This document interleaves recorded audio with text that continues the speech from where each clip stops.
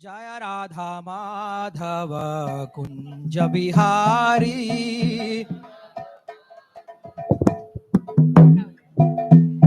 जय राधा माधव कुंज बिहारी,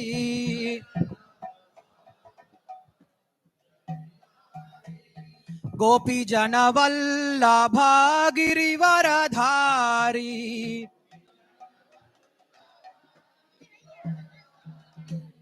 गोपी जन वल्लभ गिरिवरधारी,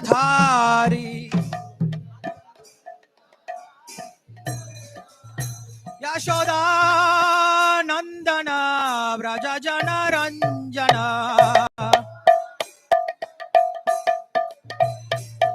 यशोदा नंदन व्रज जन रंजन,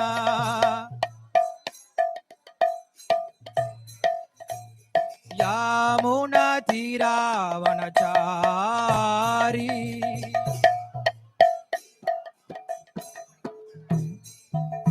यमुना तीरावनचारी,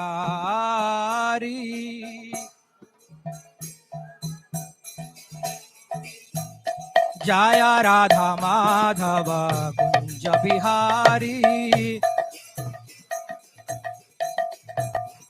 गोपी जन वल्लभ गिरिवरधारी, यशोदा नंदन व्रज जन रंजन, यमुना तीरावनचारी,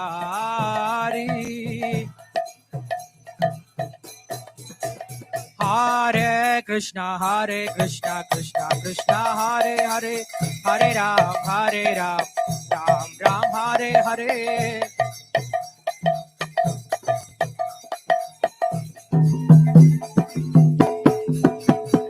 हरे कृष्णा कृष्ण कृष्ण हरे हरे, हरे राम राम राम हरे हरे,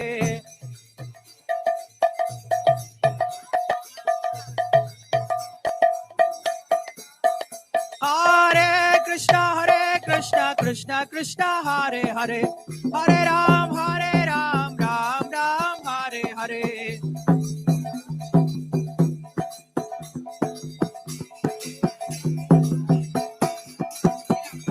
हरे कृष्णा कृष्ण कृष्ण हरे हरे, हरे राम राम हरे हरे,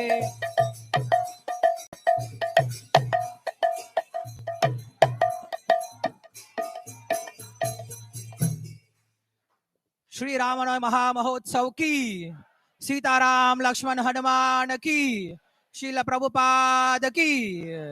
हरे कृष्ण कृष्ण कृष्ण हरे हरे, हरे राम राम राम हरे हरे. நான் சொல்ற திருப்பி சொல்லுங்க. ஜயத் அதிபலோ ராமஹ, जयत अधिबलो रामः, लक्ष्मणश्च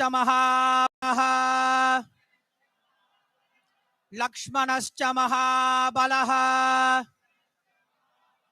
राजा जयति सुग्रीवः,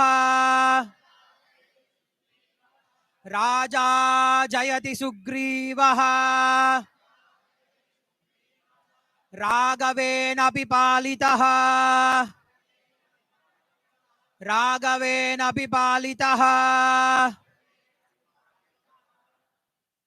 இந்த ஸ்லோகமானது யுத்த காண்டத்துல ஹனுமானால தொடர்ந்து சொல்லப்பட்ட ஸ்லோகம்.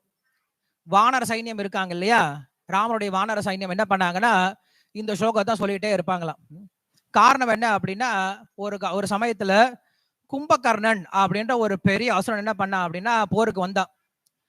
அவன் ஆகாரம் பார்த்தோம் அப்படின்னா ரொம்ப பெரிய உருவத்தோட வந்தான.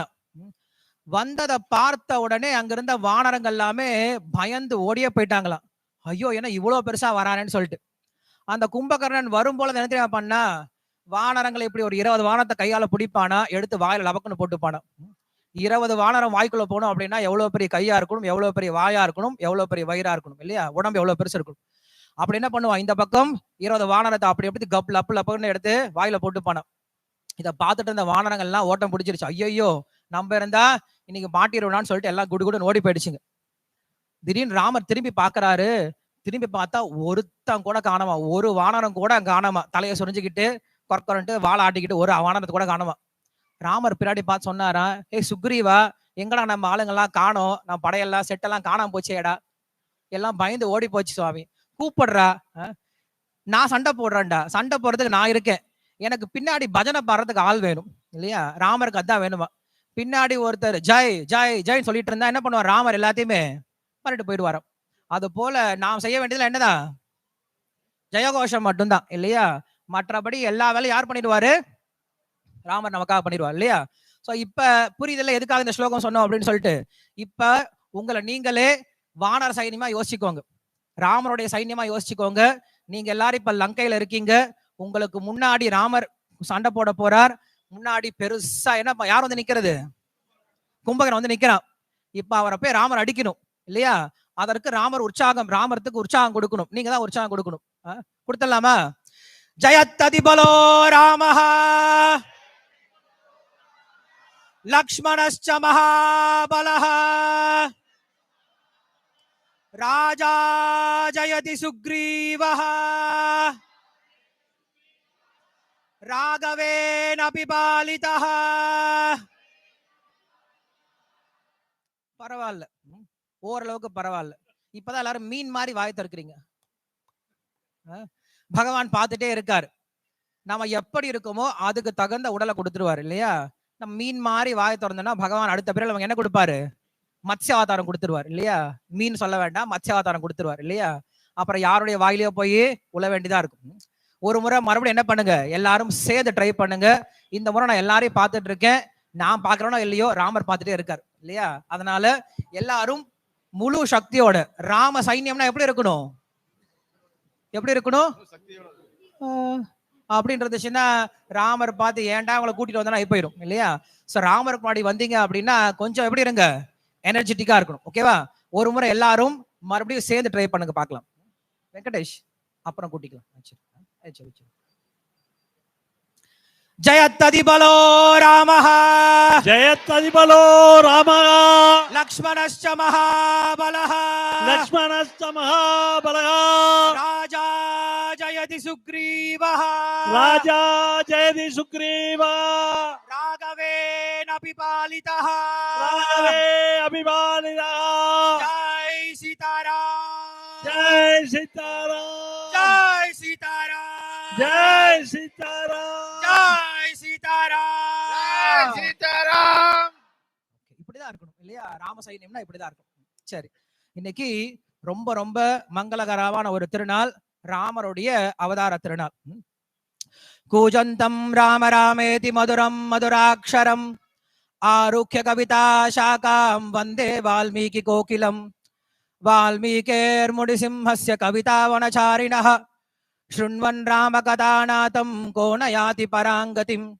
यप्पिभं सततं रामचरितामृतसागरम् अतृप्तस्तं मुनिं वन्दे प्राचेतसमकल्मषं.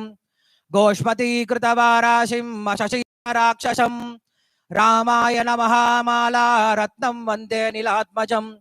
अञ्जनानन्दनं वीरं जानकी शोकनाशनं कपीशमक्षहन्तारं वन्दे लङ्काभयङ्करम्. मनोजवं मारुतुल्यवेगं जितेन्द्रियं बुद्धिमतां वरिष्ठं वादात्मजं वानरयूथमुख्यं श्रीरामदूतं शिरसा नमामि. उल्लङ्घ सिन्धो सलिलं शलीलं यशोग्रवग्निं जनकात्मजायाः आदाय तेनैव तदा कलङ्कां नमामि तं प्राञ्जलिराञ्जनेयम्. आञ्जनेयमतिपाटलालनं काञ्चनाद्रिकमनीय विग्रहं पारिजात तरुमूलवासिनं भावयामि पवमाननन्दनं. यत्र यत्र रघुनाथ कीर्तनं तत्र तत्र कृतमस्तकाञ्जलिं भाष्पवारि परिपूर्णलोचनं मारुतिं नमत राक्षसान्तकं. वेदवेद्ये परे पुंसि जाते दशरथात्मजे वेद प्राचेदसादासीत् साक्षात् रामायणात्मना. तदुपगत समास सन्धियोगं समुपोत्तन पार्थवाक्यबद्धं ரகுவர சரிதம் முனி பிரதீதம் தசசிரஸ்தம் வதம் நிஷாமயத்வம் ஸ்ரீராகவம் தசரதாத்மஜம் அப்ரமேயம் சீதாபதிம் ரகுகுலான்வய ரத்னதீபம் आजानुबाहुमरविन्ददलायदाक्षं रामं निशाचरविशाकरं नमामि वैदेही सहितं सुरद्रुमदले हैमे महामण्डपे मध्ये पुष्पकवासने मणिमये वीरासने सुस्थितम् अग्रे वाजयति प्रभञ्जनसुते तद्भं मुनिभ्यः परं व्याख्यान्तं भरदादिभिः परिवृतं रामं भजे श्यामलम् नम ओम विष्णुपादाय कृष्ण प्रेष्ठाय भूतले श्रीमते भक्ति वेदांत स्वामी नामिने नमस्ते सारस्वती देवे गौरवाणी प्रचारिणे निर्विशेष शून्यवादी पाश्चात देशतारिणे जय श्री कृष्ण चैतन्य प्रभु नित्यानंद श्री अद्वैत गदाधर श्रीवासादि गौर भक्त वृंद हरे कृष्ण कृष्ण कृष्ण हरे हरे हरे राम राम राम हरे हरे योऽन्त प्रविश्य वाचमां प्रसुप्तां सञ्जीवयत्त किल शक्तिधरस्वदाम्ना अन्यां हस्तचरणश्रवणत्वगादीन् प्राणान् नमो भगवते पुरुषाय तुभ्यं पान्त्वस्मान् पुरुहूत वैरिबलवन्मातङ्गमाद्यद्घटा कुम्भोच्छात्रविपाटनादि कपटु प्रत्येक वज्रायिताः श्रीमत्कण्ठीरवास्य प्रदसुनकरा धारिदारातिदूर प्रध्वस्तत्वान्तशान्त प्रवितत मनसा भाविता भूरि भागैः हरे कृष्ण எத்தனை முறை ஹரே கிருஷ்ணா சொல்ல திருப்பி சொல்லணும். ஓகேவா? அப்பதான் நீங்க முழிச்சிட்டு இருக்கீங்கன்னு எனக்கு தெரியும். ஹரே கிருஷ்ணா. Very good. இன்னைக்கு ராமருடைய அவதார திருநாள். பகவான் ராமர் கிருஷ்ணர் பகவத்கீதை சொல்றாரு, பரித்ராணாய சாதுனா விநாசாய துஷ்கிருதாம் தர்ம சம்ஸ்தாபனார்த்தாய சம்பவாமி யுகே யுகே. பகவான் ஒவ்வொரு யுகம் தோறும் அவதாரம் பண்றேன் அப்படின்னு சொல்லி சொல்றார். எதற்காக? முதல்ல சொல்றாரு சாதுக்களை ரட்சிப்பதற்காக, அடுத்தது சொல்றாரு அசுரர்களை அழிப்பதற்காக. ஒரு சிலர் சொல்றாங்க சாது பரித்தியாகம், சாதுக்களை ரட்சிப்பது மட்டும்தான் பகவானுடைய குறிக்கோள். சேர்ந்து என்ன பண்றாரு, அப்பப்ப ராட்சசர்களையும் சேர்ந்து அழிச்சிடறாரு. இப்ப நம்ம தோட்டத்துல ஏதாவது செடியெல்லாம் போட்டிருப்போம். தோட்டத்தை கிளீன் பண்ணும்போது என்ன பண்ணுவோம், நடுவுல முள்ளு செடி இருந்தா என்ன பண்ணுவோம், அதையும் சேர்ந்து பிடுங்கிடுவோம். அதுக்காக ரோட்ல போயிட்டு இருக்கும் போது கள்ளு செடி எல்லாம் பிடிங்கிட்டா இருக்கும்? கண்டிப்பா கிடையாது. நம்ம தோட்டத்துல ஒரு முள்ளு செடி வரும்போது என்ன பண்றோம், அதை பிடிங்கிறோம். அது போல எந்த ஒரு அசுரன் என்னுடைய பக்தனுக்கு தீங்கு விளைவிக்கிறானோ அவனை என்ன பண்றார், பகவான் எடுத்துறேன்னு சொல்லி சொல்றார். அப்ப சாதுக்களை ரட்சிப்பது தான் ராமருக்கு மிக முக்கியமான ஒரு குணமா இருக்கு. அசுரர்களை தன்னைப்பால் என்ன பண்றாரு, சைட் பை சைட் அடிச்சுட்டு போயிடாரு. இன்னும் ஒரு சிலர் சொல்றாங்க அதெல்லாம் இல்ல சார், அசுரர்கள் அழிக்கிறது தான் ராமருக்கு முக்கியமானது. ஏன்னா சாதுக்கள் யாரும் என்ன பண்ண மாட்டாங்க, ராமர் கிட்ட போயிட்டு பகவான் கிட்ட போயிட்டு என்ன காப்பாந்துக்கன்னு சொல்லவே மாட்டாங்க. எங்கேயுமே பக்தர்கள் போயிட்டு பகவான் கிட்ட ரொம்ப கஷ்டமா இருக்கு, இவங்களை கொஞ்சம் முடிச்சு விட்டுருங்க அப்படின்னு சொல்லிட்டு எந்த ஒரு பக்தன் என்ன பண்ண மாட்டான், பகவான் கிட்ட போய் கோரிக்கை வைக்க மாட்டான். அப்படி வச்சானா அவன் என்ன கிடையாது, பக்தனே கிடையாது இல்லையா? சோ அப்ப சாதுக்களை காப்பதற்காக வர்றது கிடையாது, அசுரர்களை அழிப்பதற்கு தான் வராரு அப்படின்னு இன்னொரு சொல்றாங்க. அப்புறம் தான் சொல்றாங்க ரெண்டுமே கிடையாது, மூணாவது ஒரு விஷயம் இருக்கு, முக்கியமான விஷயம். என்னது? தர்ம சம்ஸ்தாபனார்த்தாய அப்படின்னு சொல்லி சொல்றாரு. தர்மத்தை நிலைநாட்டுவதற்காக வரேன் அப்படின்னு சொல்லி சொல்றார். சோ பகவானே இறங்கி ஒரு விஷயத்தை செய்யணும் அப்படின்னா அது எவ்வளவு முக்கியமான விஷயமா இருக்கும்னு யோசிச்சு பாருங்க. பொதுவா முதலாளி, ஒரு கடையினுடைய முதலாளி அந்த கடையில பூட்டு சரியில்லைன்னு சொல்லிட்டு என்ன பண்ண மாட்டார், அவர் இறங்கி அந்த பூட்டெல்லாம் சரி பண்ணிட்டு இருக்க மாட்டார். அங்க இருக்கக்கூடிய வேலைக்காரங்களே பண்ணிப்பாங்க. அங்க உள்ள டோர் சரியில்லை, லாக்கர் சரியில்லைன்னு சொல்லிட்டு முதலாளி இறங்கி வேலை பண்ண மாட்டார். அங்க இருக்கக்கூடிய ஆசாரியா பார்த்துப்பாங்க. முதலாளியே இறங்கி ஒரு வேலை பண்றாரு அப்படின்னா அந்த வேலை எப்படிப்பட்ட வேலையா இருக்கும், ரொம்ப ரொம்ப முக்கியமான காரியமா இருக்கும். அது போல பகவான் தானே இறங்கி ஒரு வேலையை பண்றாரு அப்படின்னா அதான் ரொம்ப முக்கியமான காரியமா இருக்கும். அந்த காரியம் என்ன அப்படின்னா தர்மத்தை நிலைநாட்டுவதற்காக அப்படின்னு சொல்லி சொல்றார். சோ தர்மம் சொல்லி சொல்றமே, தர்மம் அப்படின்னா என்ன அப்படின்னு கேள்வி வரும்போது தர்மம் அப்படிங்கிறது ஒருத்தருடைய இயற்கை நிலைதான் தர்மம் சொல்லி சொல்றோம். கணேஷ், ஓகே, யாரெல்லாம் எந்திரிச்சு போகணுமோ இப்ப எந்திரிச்சு போயிடுங்க. யாரெல்லாம் பேசணுமோ வெளியில போய் பேசலாம். இன்னும் ஒரு அரை மணி நேரம் தான் நமக்கு டைம் இருக்கு. 8 மணி வரைக்கும் கொஞ்ச நேரம் என்ன பண்ணுங்க, எல்லாரும் ஸ்டாச்சு வைடுங்க. எல்லாரும் கொஞ்சம் ஆடாம அசையாம உட்காந்து கேளுங்க. இவங்க எல்லாம் சேவைக்கு போறாங்க, பயந்துராதீங்க. அவங்க வகுப்பு பிடிக்காம போல, அவங்க எல்லாரும் நம்ம கேம்ப் பசங்க தான். எல்லாரும் இப்ப கீழே போயிட்டு நம்மளுக்கு பிரசாதம் பரிமாறணும் இல்லையா, அதனால சேவைக்கு போறாங்க. கூட நீங்களும் சேர்ந்து போயிடாதீங்க. முன்னாடி வந்துருங்க எல்லாரும். முன்னாடி வந்துருங்க.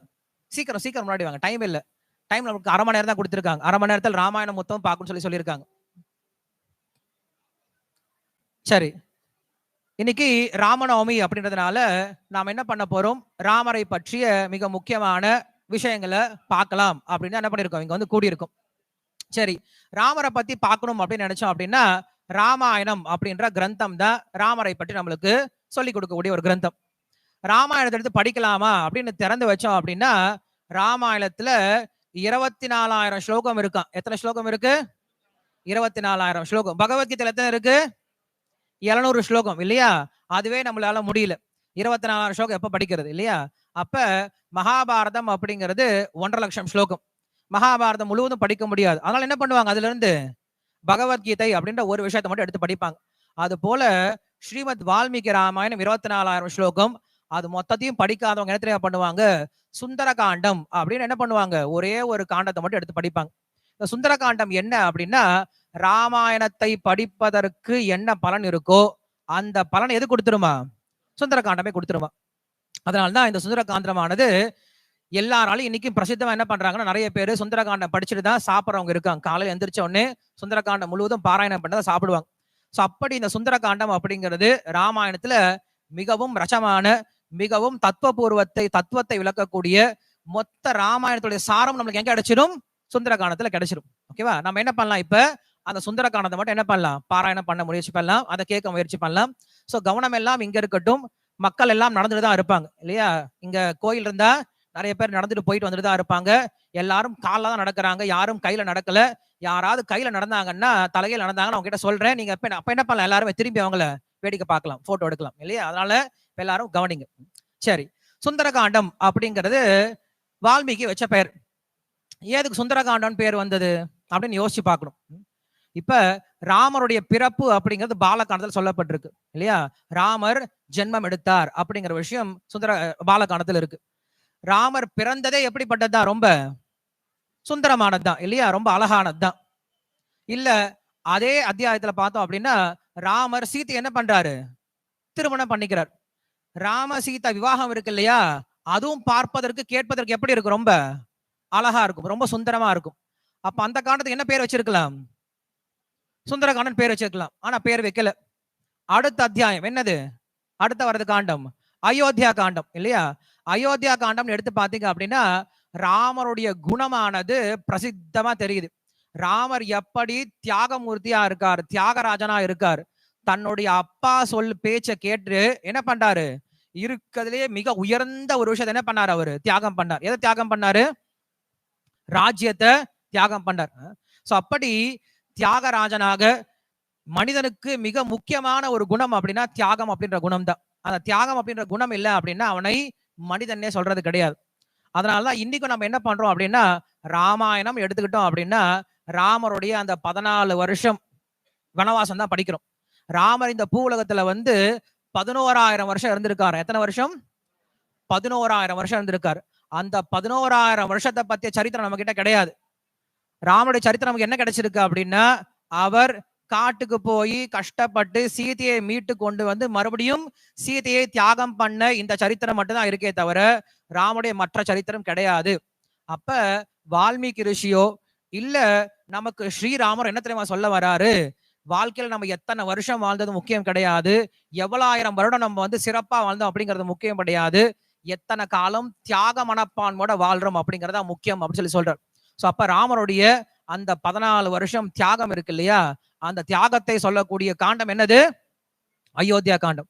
அந்த அயோத்தியா காண்டத்துல பாத்தீங்க அப்படின்னா ராமருடைய அழகு தெரிய ஆரம்பிக்கும், தசரதனுடைய அழகு தெரிய ஆரம்பிக்கும், கௌசல்யனுடைய பாசம் தெரிய ஆரம்பிக்கும், சீதையினுடைய பணிவு, சீதையினுடைய நன்னடத்தை தெரிய ஆரம்பிக்கும், லக்ஷ்மணனுடைய கோபம் தெரிய ஆரம்பிக்கும், பரதனுடைய சரணாக தெரிய ஆரம்பிக்கும், வசிஷ்டருடைய ஆசீர்வச்சனங்கள் தெரிய ஆரம்பிக்கும். இப்ப நீங்க படிச்சீங்க அப்படின்னா அயோத்தியா காண்டம் முழுவதும் அவ்வளவு அழகான பேச்சுவார்த்தைகள் இருக்கும், நிறைய உரையாடல்களா இருக்கும். இப்ப நாங்க தினசரி அயோத்தியா காண்டம் படிச்சுட்டு இருக்கோம், சாயந்தரம் ஜூம் கிளாஸ்ல படிச்சுட்டு இருக்கோம். அவ்வளவு அழகா வர்ணிக்கிறார். சோ அப்ப ராமருடைய அந்த அழகு அயோத்தியா காண்டத்துல நமக்கு நல்லா பிரத்யட்சமா தெரியுது. அப்ப அயோத்தியா காண்டத்துக்கு என்ன பேர் வச்சிருக்கலாம்? சுந்தரகாண்டன் பேர் வச்சிருக்கலாம். ஆனா பேர் வைக்கல. அதுக்கு அடுத்த ஒரு காண்டம் வருது. அது என்னது? ஆரண்ய காண்டம். ஆரண்ய காண்டம் எப்படி இருக்கு அப்படின்னா, ராமருக்கும் சீதைக்கும் நடந்த அந்யோன்யமான விஷயங்கள் ஆரண்ய காண்டத்துல தான் இருக்கு. நீங்க கிருஷ்ணரை போல கிடையாது ராமருடைய வாழ்க்கை இல்லையா? ராமருடைய வாழ்க்கையை பாத்தீங்கன்னா சுத்தி பார்த்தால் ரிஷிகளாவே இருந்துட்டு இருப்பாங்க. கிருஷ்ணனுடைய வாழ்க்கையில பார்த்தாலும் சுத்தி யார் இருந்துட்டு இருப்பாங்க? கோபியர்களாவே இருந்துட்டு இருப்பாங்க இல்லையா? சோ கிருஷ்ணர் வந்து லீலா புருஷோத்தமன். ஆனா ராமர் அப்படி கிடையாது. ராமருக்கு பேர் மரியோதா புருஷோத்தமன் சொல்லி சொல்லுவார். எல்லாரும் பார்த்து மரியாதை கொடுப்பாங்க. யாரும் பக்கத்துல கூட வந்து பேச மாட்டாங்க. அப்படிப்பட்ட அந்த ராமருடைய மாதுரிய லீலை அப்படிங்க நம்ம எங்க பார்க்க முடியும்? ஆரண்ய காண்டத்துல பார்க்க முடியும். ஆரண்ய காண்டத்துல ராமரும் சீதையும் எப்படி ரொம்ப ருச்சிகரமான லீலைகள்லாம் பண்ணாங்க அப்படிங்கிற விஷயம் சொல்லப்பட்டிருக்கும். ஒரு சமயம் என்ன ஆறுது அப்படின்னா, ராமருக்கும் சீதைக்கும் ஒரு சின்ன போட்டி. அந்த போட்டியில யாரு ஜெயிச்சாங்க? சீதை ஜெயிச்சிட்டாங்க இல்லையா? ராமர் தான் எப்பயும் ஜெயிப்பாரு இல்லையா? இந்த மாதிரி யார் ஜெயிச்சிட்டாங்க? சீதை ஜெயிச்சிட்டாங்க. என்ன தெரியுமா போட்டியில தண்டனை? யாரு தோத்தாங்களோ ஜெயிச்சவங்க அவங்க என்ன பண்ணுவாங்க? மரத்துல வச்சு கட்டிடணும் அப்படிங்கறதா ஒரு போட்டியோட நேதி. ராமர் தோத்து போயிட்டாரா, சீதை என்ன பண்றா? இப்ப ராமரை கட்டணும். எப்படி தெரியுமா கட்டுறா? நம்மளா இருந்தா வெறும் சணல் கயிறுலயோ அங்க கடக்கூடிய ஏதோ ஒரு மட்டையிலயோ எடுத்து கட்டிடும். சீதா அப்படி கட்டலையா. அவன் என்ன பண்ணா? பெரிய சணல் எடுத்துக்கிட்டு அங்க இருக்க பூவெல்லாம் பறிச்சு அவளை என்ன பண்றா? மாலையை தொடுத்து ஒரு 50 சரம் என்ன பண்ணிட்டா? பெரிய மாலையை பண்ணிட்டா. ராமரை கொண்டு போய் ஒரு மரத்துல தள்ளி நிக்க வச்சுட்டா. அதுவா சந்தன மரமா. சந்தன மரத்துல ராமர் ஒட்டிட்டு இருக்காரு. மரமோ சந்தன மரம். இருக்கிறார். ராமருடைய மேனியோ எப்படிப்பட்ட மேனியா இருக்கு? நீல நிறமா இருக்கு இல்லையா? ராமருடைய மேனியை பத்தி சொல்லும் பொழுது என்ன சொல்றாங்க அப்படின்னா, யாரு ஒருவன் ராமனை பார்த்துட்டானோ அவனுக்கு வேற எதை பார்த்தாலும் என்ன தெரியாதா? அழகாவே தெரியாதாம் இல்லையா? சந்திரகாந்தானனம் ராமம் அதீவ பிரிய தரிசனம் அப்படின்னு சொல்றாங்க. சோ அப்படி அந்த அழகான திருமேனி நிக்க வச்சு என்ன பண்றாரு? யார் கட்டுறது? சீத்தை கட்ட ஆரம்பிக்கிறாங்க. கட்டுறதுனா சும்மா நின்று கட்ட முடியாதுல, ரவுண்ட் வராங்க. அந்த மரத்தை சுத்தி சுத்தி வராங்க. பெரிய மாலையை கொண்டு வந்து கால்ல இருந்து மேல தலை வரைக்கும் என்ன பண்ணிட்டாங்க? யாரை சுத்திட்டாங்க? ராமரை இருக்கவா சுத்தி கட்டி வச்சுட்டாங்களாம். கட்டி வச்ச பின்னாடி சீத்தை கொஞ்சம் தூரம் அந்த பக்கம் போயிட்டாங்க. ஏதோ வேலையா போயிட்டாங்க. ராமர் அப்படியே நின்றுட்டு இருக்காரு. மறுபடியும் சீத்தை வந்து பாக்குறாங்க. வந்து பார்த்தா ராமர் என்ன பண்ணிட்டாரு? நின்றுட்டே இருக்காரா? என்னங்க இதை கூட உங்களால பிச்சுக்க தெரியாதா? இப்படியே நின்றுட்டே இருக்கீங்க அப்படின்னு சொல்லி சீத்தை கேட்கிறா. இல்லம்மா நான் அறுத்துடுவேன், நீ ரொம்ப கஷ்டப்பட்டு கட்டுனையே அப்படின்னு சொல்லி விட்டு வச்சிருக்கேன் அப்படின்னு சொன்னாராம். உடனே சீத்தை என்ன பண்ணா? மறுபடியும் ரிவர்ஸ்ல சுத்த ஆரம்பிச்சிட்டா இப்ப இல்லையா? ஏன்னா கை இப்ப அவுக்கணும் இல்லையா? மாலைய ரிவர்ஸ்லயே சுத்திட்டு வர. சுத்திட்டு பெரிய பூ பந்து வந்துடுச்சு. இப்ப என்ன பண்றா அப்படின்னா, ராமர் என்ன பண்றாரு? அந்த பூ பந்தை வாங்கி சீத்தையினுடைய கூந்தல் என்ன பண்றாரு? அவர் இப்ப சுத்த ஆரம்பிக்கிறார். சீத்தைக்கு அவ்வளவு பெரிய நீளமான கூந்தல் இருக்குமா? கூந்தலை ஃபுல்லா சுத்தி வைக்கிறாரு. சுத்தி வச்சுட்டு 2 பேர் என்ன பண்றாங்க? சஞ்சாரம் பண்ணிட்டு இருக்காங்க. காட்டோடைய அழக பார்த்து ரசிச்சிட்டு இருக்காங்க. சின்ன குழந்தை தான், ஒண்ணும் பண்ண மாட்டா. இங்க கவனிக்கலாம். சோ பார்த்து ரசிச்சிட்டு இருக்கும் போது ஒரு மரத்துல ஒரு அழகான ஒரு பழம் இருந்துச்சாம். சீதை என்ன பண்றா அப்படின்னா, அந்த பழத்தை போய் பிடுங்க போலாம் அப்படின்னு சொல்லிட்டு என்ன பண்றா? அந்த பழத்துல போய் கை வைக்க போறா. அந்த பழத்துக்கு பின்னாடி ஒரு குரங்கு இருந்துச்சு இல்லையா? அந்த பழத்து மேல கை வச்சாலோ இல்லையோ அப்படின்னு சத்தம் வந்துச்சான். சத்தோட சீத்தை பே அப்படின்னு சொல்லிட்டு பயந்து போய் ஓடி வந்து ராமரை கட்டி பிடிச்சிட்டாலும். கட்டி பிடிச்ச பின்னாடி இது யார் தெரியுமா சொல்றது? சீத்தை ஹனுமானுக்கு சுந்தரகாண்டத்துல சொல்றது. ஹனுமான், நாங்க இப்படி விளையாண்டுட்டு இருந்தோம். விளையாண்டுட்டு இருக்கும் போது பழத்தை பறிக்கலான்னு சொல்லி போனோமா, போன இடத்துல உன்னை போல அப்படின்னு சொல்லி சொன்ன உடனே ஹனுமான் கொஞ்சம் யோசிச்சாராம். ஐயோ நம்மளால யாரும் வந்திருப்பான் அப்படின்னு சொல்லிட்டு இல்லையா? குரங்கு வந்துடுச்சான். வந்த உடனே சீத்தை என்ன பண்றா? ஓடி போய் ராமரை ஆற தழுவிக்கிட்டாலும். அப்ப அவருடைய நெத்தில இருந்த திலகம் இருக்கு இல்லையா? அந்த சிகப்பு குங்குமம் அது ராமருடைய வக்ஷஸ்தலத்துல, ராமருடைய இதயத்துல வந்து ஒட்டிடுச்சான். ஒட்டினதுக்கு அப்புறம் அப்ப சீத்தை சொல்றா, நான் அப்பவே என்ன பண்ணிட்டேன்? ராமருக்கு வெற்றி திலகம் இட்டு போருக்கு வர சொல்லிட்டேனே, இன்னும் ராமர் ஏன் வராம இருக்கார் அப்படின்னு சொல்லிட்டு சீத்தை சொல்லக்கூடிய காண்டமா வரும். ஏன் சொல்ல வந்த அப்படின்னா, இந்த ஆரண்ய காண்டத்துல ராமருக்கும் சீதைக்கும் நடந்த இந்த அழகான உரையாடல்கள்லாம் சொல்லப்பட்டிருக்கும். என்னதுக்கு பேர் வச்சிருக்கலாம்? சுந்தரகாண்டம் பேர் வச்சுக்கலாம். வைக்கல. அதுக்கு அடுத்தது பார்த்தோம் அப்படின்னா வரது என்னது? கிஷ்கிந்தா காண்டம். கிஷ்கிந்தா காண்டத்துலதான் ராமருடைய உண்மையான அன்பு தெரிய ஆரம்பிக்கும். யார் மேல? சீதை மேல இல்லையா? சேர்ந்திருக்கும் போது சிரிச்சு பேசுறது அன்பு கிடையாது. பிரிஞ்சிருக்கும் போது நாம் அவங்களை எவ்வளவு யோசிக்கிறோமோ அதுலதான் என்ன தெரியுது? நம்மளுடைய அன்பு தெரியுது. இப்பெல்லாம் என்ன ஆயிடுச்சு? பிரிஞ்சு போனா அடேங்கப்பா, இதை விட ஒரு பொற்காலம் எதுவும் கிடையாது அப்படின்னு நினைக்க ஆரம்பிச்சிடறாங்க இல்லையா? ஆனா அந்த காலத்துல என்ன தெரியுமா சொல்றாங்க? கணவன் மனைவி சேர்ந்திருப்பதை காட்டிலும் கணவன் மனைவி பிரிந்திருக்கும் போது ஏற்படக்கூடிய அன்பு தான் அதிகமான அன்பா இருக்குமா. அதனால சீதைய பிரிஞ்ச ராமர் எப்படி இருந்தாரா அப்படின்னா, ஒரு கல்ல பார்த்தா கேட்கிறாரு, ஹே கல்லே நீ சீதையை கண்டையா? ஒரு மரத்தை பார்த்தா கேட்டாரா, ஹே மரமே நீ சீதையை கண்டையா? அங்க இருக்கக்கூடிய நதியை பார்த்து கேட்கிறார், நதியா நீ சீதையை கண்டியா? அங்க இருக்கக்கூடிய குயில், மயில், குரங்கு ஒவ்வொரு கிட்டையும் கேட்கிறாரு. சந்திரன் கிட்ட கேட்கிறாரு, சூரியன் கிட்ட கேட்கிறாரு, வாயு கிட்ட கேட்கிறாரு, பூமி கிட்ட கேட்கிறாரு, நிலவு கிட்ட கேட்கிறாரு, எல்லாத்துக்கிட்ட கேட்கிறாரு, சீதையை கண்டையா, சீதையை கண்டையா, சீதையை கண்டையான்னு சொல்லிட்டு ஒரு சாதாரண நபர் எப்படி தன்னுடைய மனைவிக்காக அழுவானோ அப்படி அலறாராம். ஒரு சாதாரண நபரை போல பகவான் அழலாமா, ராமர் அழலாமான்னு ஒருத்தர் கேள்வி கேட்கலாம்.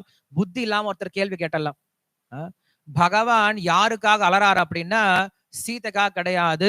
நம்மை போன்ற ஆத்மாவை தொலைத்து விட்டு பகவான் என்ன பண்ண நமக்காக அவர் உட்கார்ந்து அழுதுட்டு இருக்காரு. சோ அததான் சொல்லக்கூடியதுதான் சீதா பரித்தியாகம் அப்படின்னு சொல்லக்கூடிய ரொம்ப அழகான ராமருடைய குணங்களை சொல்லக்கூடிய ரொம்ப அழகான காண்டம். அதுக்கு என்ன பேர் வச்சிருக்கலாம்?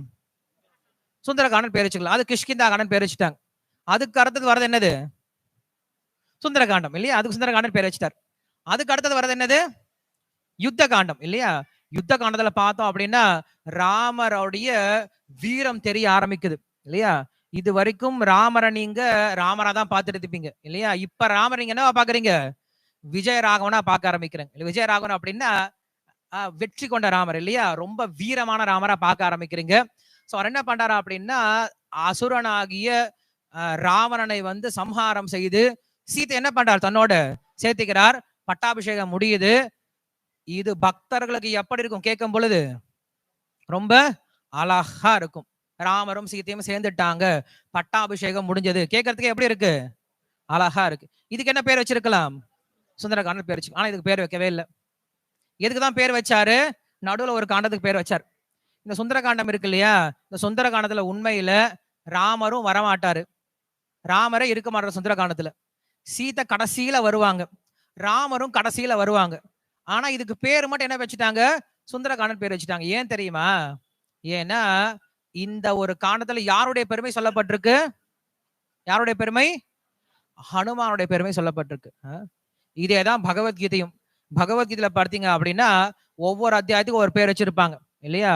அர்ஜுன விஷாத யோகம், சாங்கிய யோகம், கர்ம யோகம், ஞான விபாக யோகம், ஞான சந்நியாச யோகம், தியான யோகம் அப்படின்னு சொல்லிட்டு ஒவ்வொரு அத்தியாயத்துக்கும் ஒரு பேர் வச்சிருப்பாங்க. 12ஆம் அத்தியாயத்துக்கு பேர் என்னது? பக்தி யோகம். என்னடா அநியாயமா இருக்கு, ஒரு அத்தியாயத்துக்கு மட்டும் பக்தி யோகம் பேர் வச்சிருக்காங்க. பகவான் பக்தியை பத்தி பேசவே இல்லையான்னு எல்லா அத்தியாயத்திலையும் பேசியிருக்காரு. ஆனா இதுக்கு மட்டும் பக்தி யோகம் ஏன் தெரியுமா பேர் வச்சிருக்காங்க? மற்ற அத்தியாயத்தில் எல்லாமே பகவானுடைய பெருமை சொல்லப்பட்டிருக்கு. பக்தி யோகத்துல யாருடைய பெருமை சொல்லப்பட்டிருக்கு? பக்தனுடைய குணம் சொல்லப்பட்டிருக்கு. பக்திமான் ஏ சமயப்பிரியா, யோமத் பக்த சமயப்பிரியா, பக்திமான் ஏ அதீவமே பிரியா அப்படின்னு சொல்லிட்டு பகவான் என்ன பண்றார்?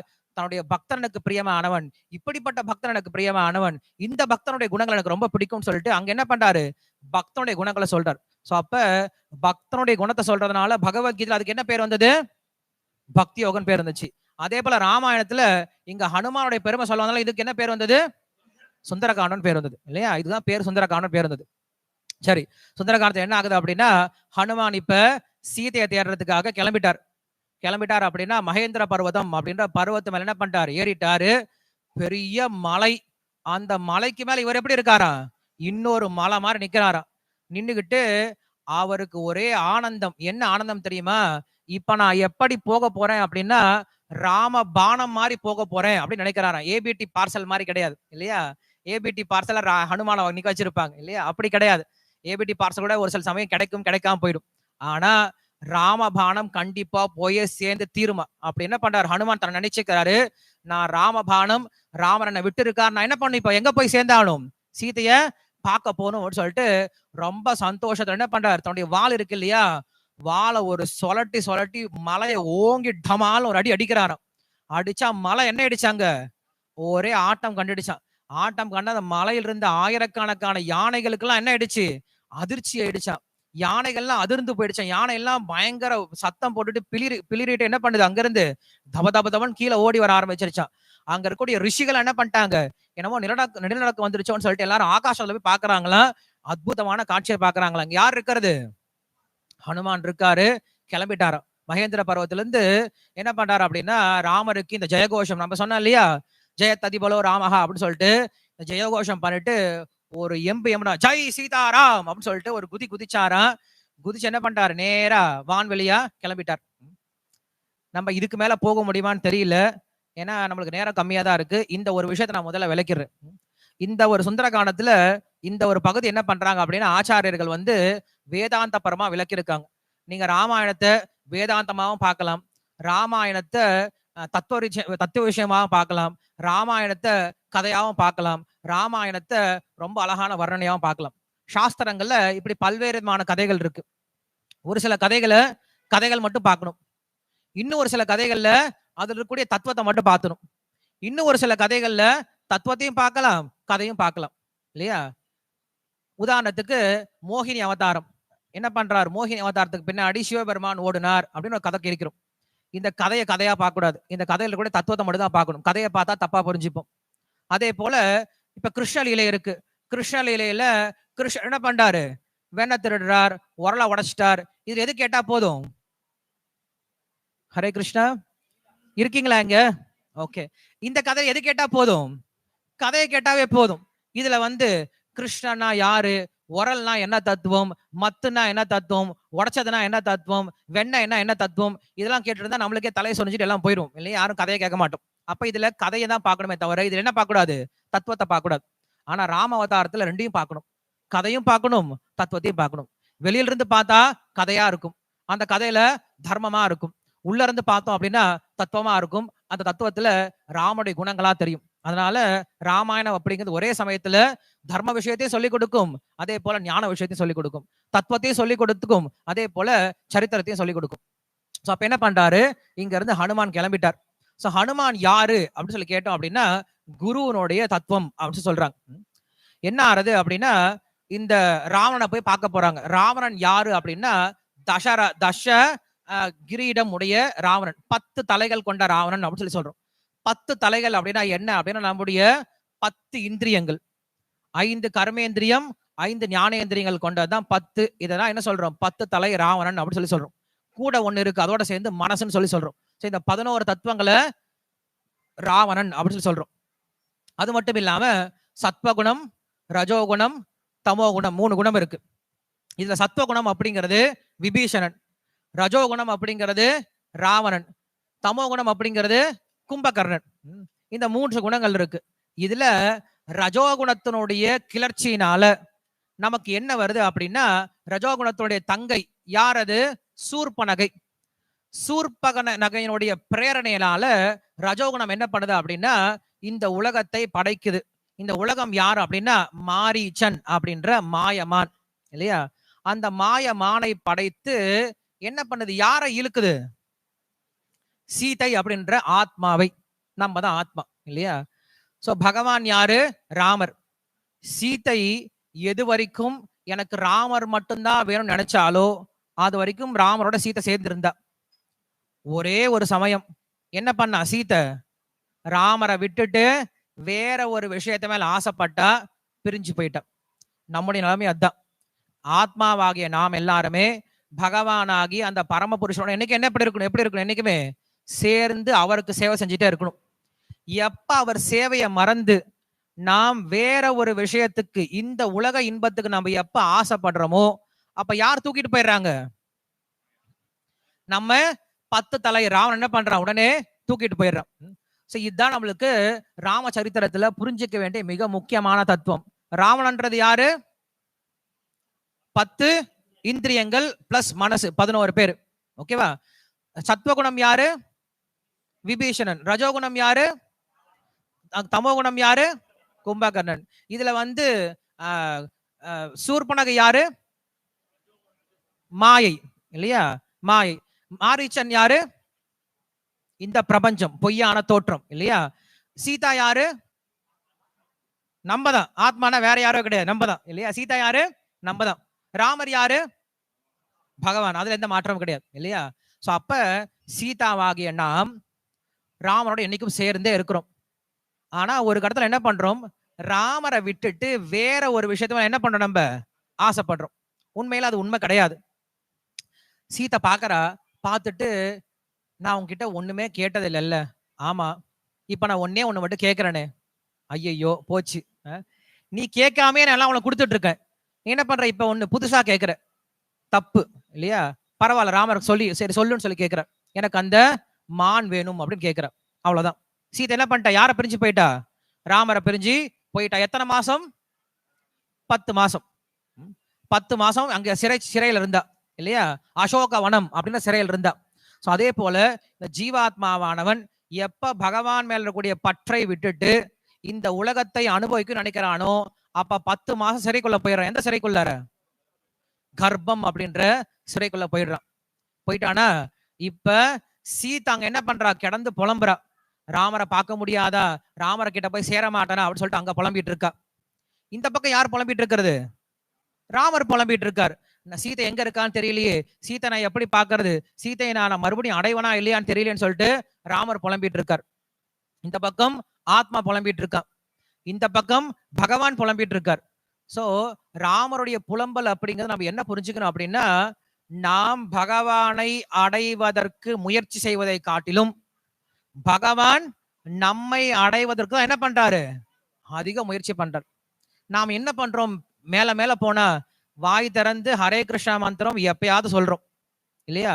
ஆனா பகவான் நம்மள என்ன பண்றாரு அப்படின்னா, இந்த உடலை உற்பத்தி செய்யறதுல இருந்து ஆரம்பிச்சு இந்த உடலுக்குள்ள இருந்து நம்ம சுவாசம் பண்றதுல இருந்து நாம் ஜீரணம் பண்றதுல இருந்து நம்முடைய மலஜலங்கள் கழிக்கிறதுல இருந்து நம்முடைய உடம்பு அந்திம சுவாசம் இருக்கிற வரைக்கும் என்ன பண்றாரு? இந்த உடம்ப பாத்துக்கிறார்.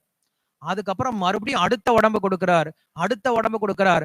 பரமாத்மாவை உள்ள இருந்து இந்த ஜீவாத்மாவுக்கு பின்னாடியே தொடர்ந்து வந்துட்டு இருக்கார். இந்த ஜீவாத்மா என்னைக்காவது என்கிட்ட வந்து சேர்ந்துட மாட்டானா அப்படின்ற ஆசையில.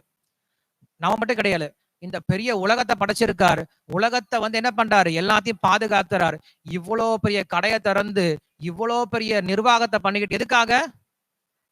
வெறும் ஏதாவது இந்த ஆத்மாக்கள் கொஞ்சமா தேறி என்கிட்ட வந்துட மாட்டாங்களா அப்படின்ற ஆசைதான் இல்லையா?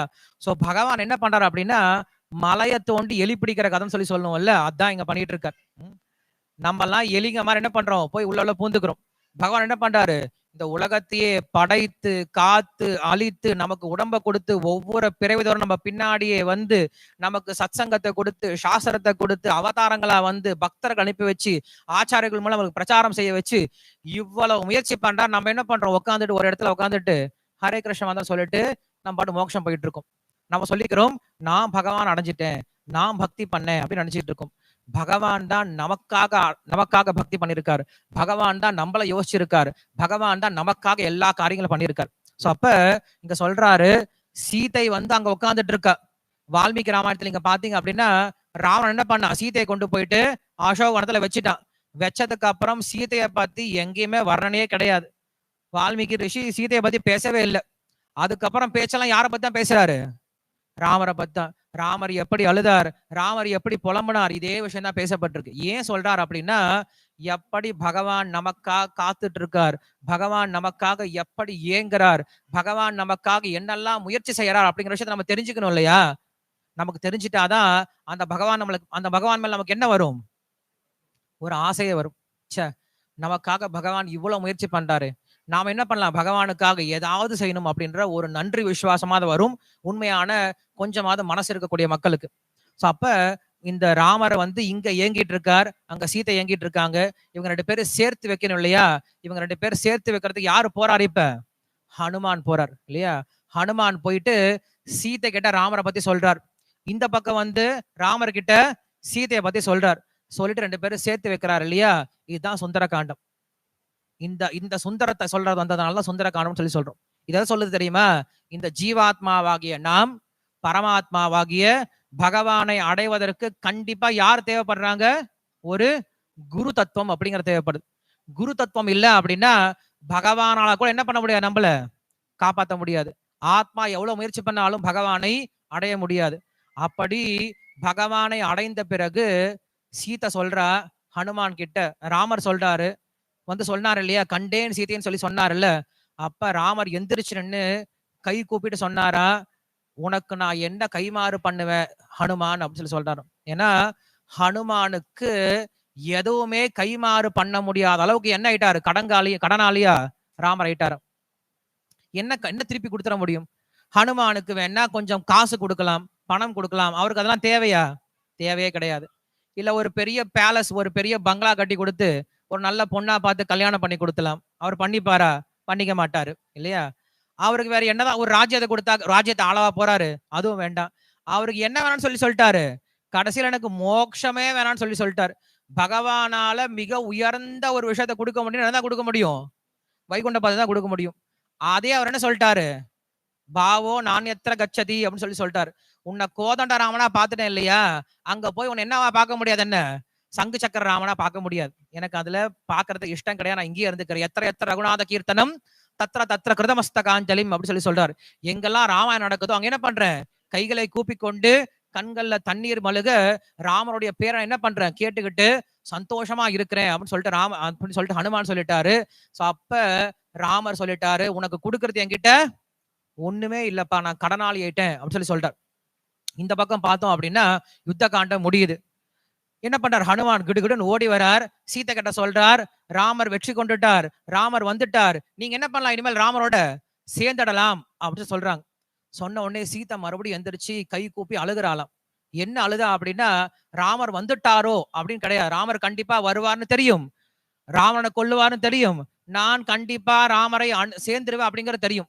ஆனா இங்க ஏன் தெரியுமா சீத்தை அழுகிறா, ஹனுமானே நீ இல்ல அப்படின்னா என்ன பண்ண முடியாது, ராமரை அடைஞ்சிருக்கவே முடியாது.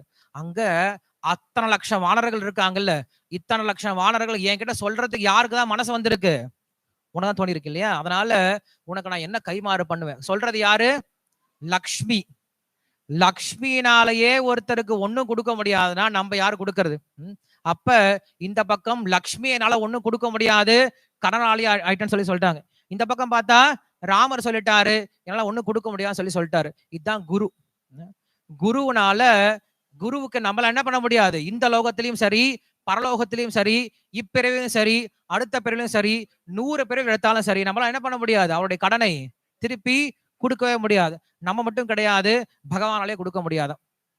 இப்படிப்பட்ட அந்த குரு தத்துவம் இருக்கு இல்லையா, அந்த குரு தத்துவத்தினுடைய பெருமையை சொல்ல வந்ததுனால இதுக்கு பேர் என்ன காண்டமா வந்தது, சுந்தர காண்டம் பேர் வந்தது இல்லையா? சோ அப்படிப்பட்ட அந்த ஹனுமான் என்ன பண்றாரு அப்படின்னா, இந்த பக்கம் தாண்டி வந்து ராமருடைய பிரபாவத்தை சொல்லி கொடுத்துட்டு என்ன பண்றாரு, சீதையை பார்த்துட்டு சீதை கிட்ட அங்க ராமர் கிட்ட நடந்த ராமர் கிட்ட எல்லாம் விஷயத்த சொல்லி முடிச்சு என்ன பண்றாரு, அங்க ராமர் கிட்ட போய் சொல்றதுக்காக கிளம்பி போயிட்டார். போயிட்டு அங்க ராமர் கிட்ட என்ன பண்றாரு, சீதையை பத்தி விஷயத்தெல்லாம் சொல்லி முடிச்சிட்டார். சொல்லி முடிச்சு நம்மளுக்கு ராமாயணம் தெரியும், ராமாயணத்தை நான் மறுபடியும் பேச போறது கிடையாது, நம்மளுக்கு இருக்கு 5 நிமிஷம் மட்டும்தான். 5 நிமிஷத்துல ராமாயணத்தை முழுவதும் தெரிஞ்சுக்கணும். ஒரே ஒரு விஷயம் மட்டும் சொல்லி முடிச்சிடறேன். என்ன அப்படின்னா, பொதுவா நம்ம 4 குமாரர்கள் 4 பேர் இருக்காங்கல்ல, ராம லக்ஷ்மண பரத சத்ருகன் சொல்றோம். ராம லக்ஷ்மண பரத சத்ருகன். ஆனா இப்படி வராது. அவங்க பிறப்பினால் எப்படி பிறந்திருக்காங்க தெரியுமா, ராம பரத லக்ஷ்மண சத்ருகன் இப்படிதான் பிறந்தாங்க. ஆனா நம்ம எப்படி சொல்றோம், 1 2 3 4 சொல்றது கிடையாது. 1 3 2 4 அப்படின்னு சொல்றோம். ராம லக்ஷ்மண பரத சத்ருகுணன் 1 3 2 4. ஏன் எப்படி மாத்தி மாத்தியா சொல்லிட்டு இருக்கோம், நமக்கு என்ன தெரியாதா என்ன, பெரியவங்களுக்கு தெரியாதா என்ன, எப்படி சொல்லியிருக்கணும் ஆக்சுவல் ஆர்டரா, ராம பரத லக்ஷ்மண சத்ருகுணன். ஆனா நமக்கு என்னமோ தெரியல, எப்பாதாலும் எப்படி சொல்றோம், ராம லக்ஷ்மண பரத சத்ருகுணன் ராம லக்ஷ்மண பரத சத்ருகுணன் சொல்றோம். என்னப்பா அர்த்தம் இருக்கு அப்படின்னு கேட்டா, இதுக்கும் அர்த்தம் இருக்கு. சொல்றாங்க, இந்த உலகத்துல ஒவ்வொரு மனிதனும் அடைய வேண்டிய பொருட்கள் 4 பொருட்கள். என்னென்னது, தர்ம அர்த்த காம மோக்ஷம். அறம் பொருள் இன்பம் வீடு, 4 விஷயம் சொல்றாங்க. இதுல முதல்ல வருது என்னது, தர்மம். அடுத்தது வருது என்னது, அர்த்தம் பணம் இல்லையா. 3வது வருது என்னது, காமம், நம்முடைய ஆசையை தீர்த்திக்கணும். 4வது வருது என்னது, மோக்ஷம். இது 4ம் இருக்கு. இந்த 4 இருக்கு இல்லையா, இந்த 4 இப்படியே வச்சுக்காதீங்க. 4 என்ன பண்ண, கொஞ்சம் மாத்தி வைங்க. முதல்ல வருது என்னது, தர்மம். 3வது வருது என்னது, காமம். காமம்னா என்னது, ஆசை. சோ அப்ப 1 3 அப்படின்னு என்னது, தர்ம காமஹா அப்படின்னு அர்த்தம். அப்படின்னா என்ன தெரியுமா, தர்மத்தை செய்ய ஆசைப்படு அப்படின்னு அர்த்தம். முதல் ஆத்திச்சொல் எப்படி ஆரம்பிக்குது, அறம் செய்ய, அவ்வளவுதான், வேற ஒண்ணும் கிடையாது. தர்ம காமஹா, அறம் செய்ய விரும்பு, வேற ஒண்ணும் கிடையாது. இதை என்ன பண்றாரு திருவள்ளுவர், ரொம்ப எளிமையா கொடுத்துட்டாரு. திருவள்ளுவரை கொடுத்தாரு, யாரு கொடுத்தது, அவையாரா? பரவாயில்ல, முடிச்சுட்டு தான் இருக்கீங்க. நாம் தமிழர் தான் எல்லாருமே. சோ அப்ப நம்ம என்ன பண்ணும்? 1யும் 3யும் சேர்த்துடணும். நாம் ஆசைப்படணும். எதற்காக ஆசைப்படணும்? தர்மத்தை செய்வதற்காக ஆசைப்படணும். எல்லாருக்கும் புது துணி கட்டிக்கணும் அப்படின்னு ஆசை இருக்கு. எப்ப தெரியுமா புது துணி கட்டிக்கணும்? கல்யாணத்துக்கு போகும்போது கட்டக்கூடாது. காது குத்துக்கு போகும்போது கட்டக்கூடாது. எதுக்கு போகும்போது கட்டிட்டு வரணும்? கோயிலுக்கு வரும்போது கட்டிட்டு வரணும். ஏன்னா கோயில நீங்க இப்ப யாரை பார்க்க வரீங்க? பகவானை பார்க்க வரீங்க. பகவானை பார்க்க வரும்போது இக்கிலி பிச்சா மாதிரி என்ன பண்ணக்கூடாது? ஜோக்கர் மாதிரி ட்ரெஸ் பண்ணிட்டு வரக்கூடாது. ஆனா நம்ம என்ன பண்றோம்? கோயிலுக்கு வரும்போது தான் பரவாயில்ல, பழைய துணி எடுத்து போடு, என்ன இருக்கு அப்படின்னு என்ன பண்றோம்? பழைய துணியா தூக்கிட்டு வரும். எங்க பக்கத்து வீட்டுக்காரன் எங்க போறான்? எங்கேயோ பிச்சை எடுக்க போகுது பாவம் அப்படின்னு நினைச்சுப்பாங்க. இதே நீங்க நல்ல ட்ரெஸ் போட்டு போனீங்கன்னு நினைச்சு சொல்லுவாங்க, எங்க போறாரு? பெரிய ஆளை பார்க்க போறாரு இல்லையா? பெரிய கல்யாணத்துக்கு போறாரு, பெரிய விஐபியை பார்க்க போறாரு. அப்ப நாம என்ன பண்ணணும்? ஆசைப்படணும். எதற்காக ஆசைப்படணும்?